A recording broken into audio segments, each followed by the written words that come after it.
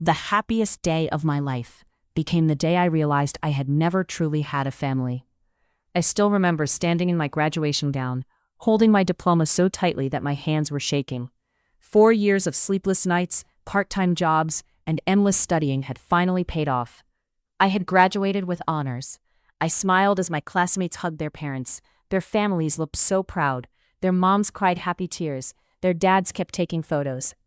I looked toward my own family. My mother was staring at her phone. My father was talking to my younger brother about his football game. Nobody even looked at me. I tried to ignore the ache in my chest. "It's okay," I whispered to myself. "Maybe they'll celebrate tonight." That evening, we went to an expensive restaurant. My grandparents, aunt, uncle, cousins, everyone was there. For the first time in years, I thought maybe this was finally my moment. Maybe they were proud of me after all. When the waiter brought dessert, my father stood up with his glass. "I'd like to make a toast." My heart raced. This was it. Finally. He smiled. "Congratulations to our son for making captain of his football team." Everyone clapped loudly. I froze. Not one word about me. Then my mother slowly stood up. She looked directly into my eyes. Her face was cold. "If we're being honest tonight," she said. The restaurant suddenly became silent. "I wish you had never been born." I felt the air leave my lungs. Nobody laughed. Nobody told her to stop. She continued as if she were discussing the weather. "You've always been a burden. You took opportunities away from this family. We invested in you because we had to, not because we wanted to." Every word shattered something inside me. I looked around the table, praying someone would defend me. My grandmother looked away. My father quietly sipped his drink. My brother smirked. Not a single person spoke. I somehow forced myself to stand. "I'm sorry you feel that way," I said, barely holding back tears. My mother shrugged. "It doesn't matter how I feel. It's the truth." I picked up my purse. Without another word, I walked out of the restaurant. But what none of them knew was that this would be the very last night they would ever have control over my life. I cried the entire drive home. Not because of what my mother had said, but because, deep down, I realized she had been showing me that truth my entire life. Every birthday had been forgotten. Every achievement had been ignored. Every mistake had been remembered forever. When my brother got average grades, they bought him a new phone. When I graduated with honors, they barely looked at me. I had spent 23 years trying to earn love that was never mine to receive.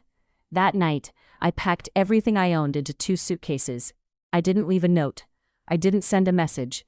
I simply disappeared.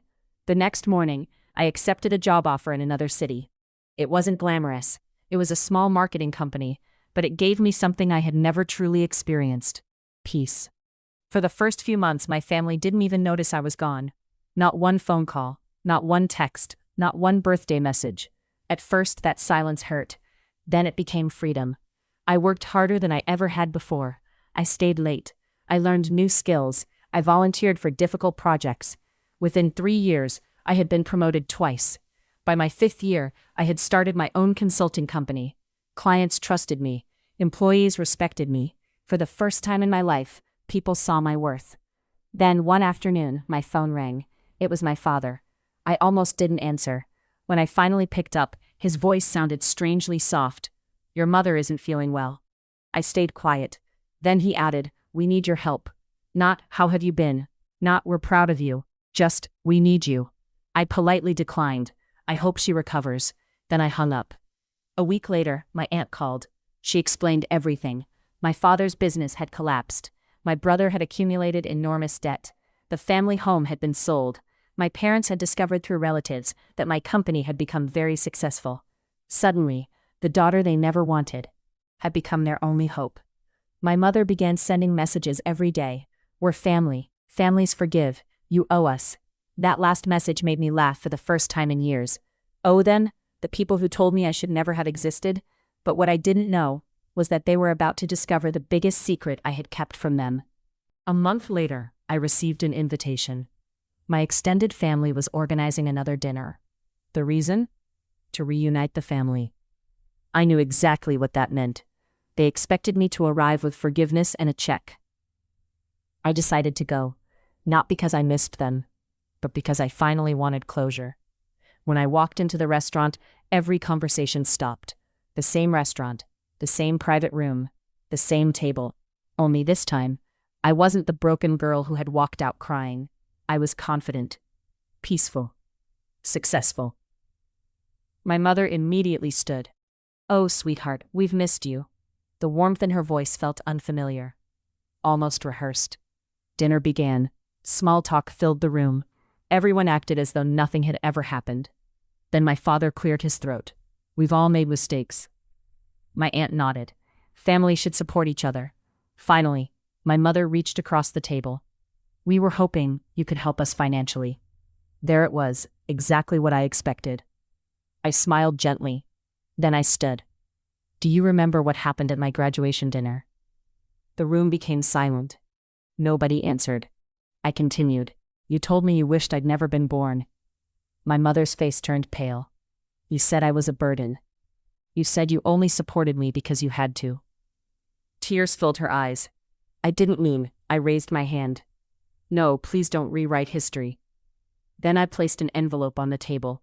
Inside was a framed copy of my graduation photo, the one where I stood smiling completely alone. Across the bottom I had written one sentence: "The day I stopped begging to be loved was the day I found my own life."